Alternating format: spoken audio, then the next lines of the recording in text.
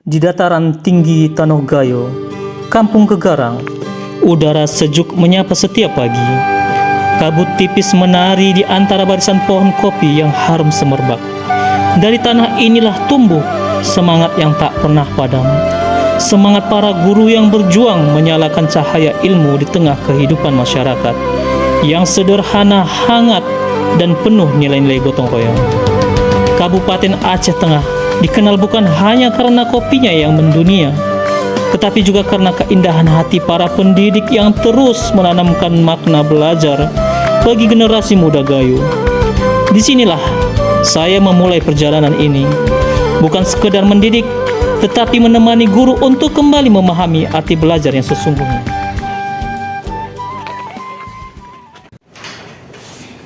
Oke, kemarin dari soal yang Ibu berikan ini tidak ada satupun yang bisa menjawab dengan benar. Ada apa? Nggak paham. Kan bisa belajar lewat HP, baca buku. Nah, karena kalian tidak menjawab dengan benar soal ini, hari ini maunya Ibu kalian mengulanginya, menjawab harus sampai benar. Ya, diulang kembali. Silakan dijawab. Lihat soalnya di sini, tulis di buku catatan kalian. Kalau kalian seperti ini terus, nanti kalian tidak naik kelas. Ibu tidak bisa bertanggung jawab kok kalian tetap tinggal di kelas 2 ya. Ya, silakan dikerjakan kembali, Ibu kasih kesempatan. Kalau memang nilainya masih tidak bagus, Ibu tidak menjamin kalian akan naik kelas. Tapi itu mau masuk. Benar, Bu. Aduh Pak, ada yang mau saya diskusikan sebentar. Ini masalah si berkah Miko ini saya lihat ini nilainya sangat rendah, itu terus banyak kerjaan untuk di rumah itu tidak dikerjakan dan tidak dikumpul. Itu bagaimana ya Pak? Tantangan terberat bukanlah kemampuan guru mengajar, melainkan kebiasaan lama yang sulit diubah. Banyak guru yang belum terbiasa melihat belajar sebagai proses tumbuh bersama murid. Oke, lanjut. Dalam satu perencanaan pembelajaran harus ada minimal 3 atau 4, bahkan harus ada semua DPL. DPL itu dimensi profil lulusan. Tadi kita udah lihat Bu Risa ya. Bu Risa luar biasa loh. RPM-nya udah siap.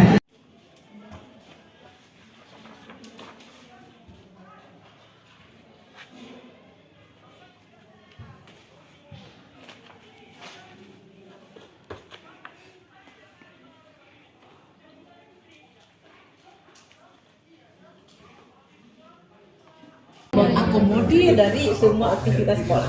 Itu ya. Ini salah satu elemen atau yang komponen. dalam sana. Ya betul. Berarti untuk minat ya?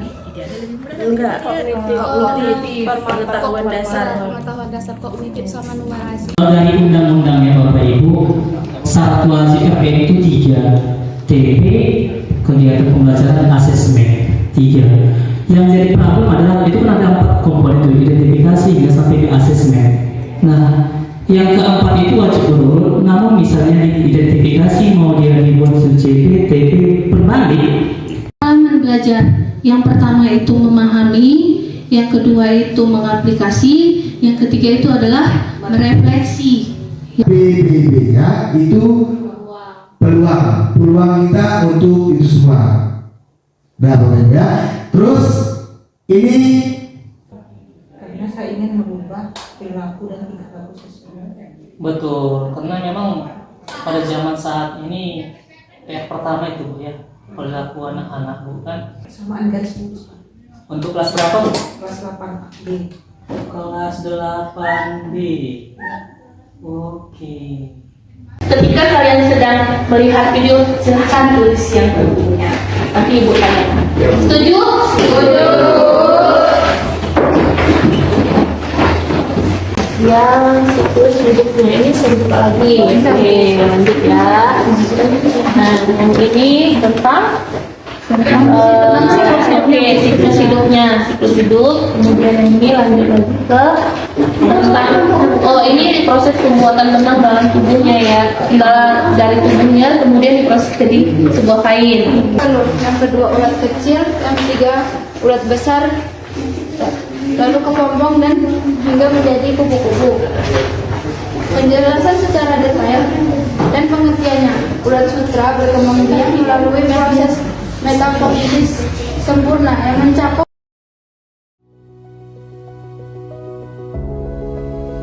Dalam setiap sesi pendampingan, saya mengajak guru untuk memahami kembali prinsip pembelajaran bermakna, bahwa belajar harus berpihak pada murid, relevan dengan kehidupan nyata, menumbuhkan rasa ingin tahu, dan memberi ruang bagi refleksi.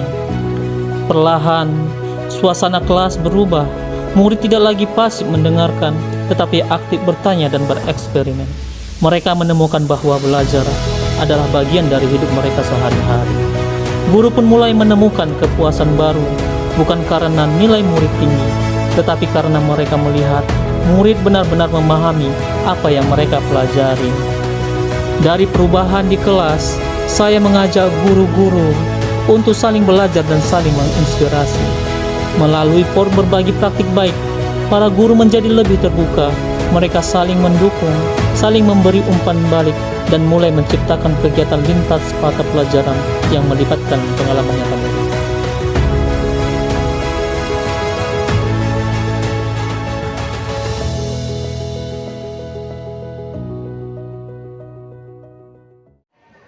Kini, banyak guru menyiapkan ruang bagi murid untuk bertanya, bereksperimen, dan berbagi pengalaman.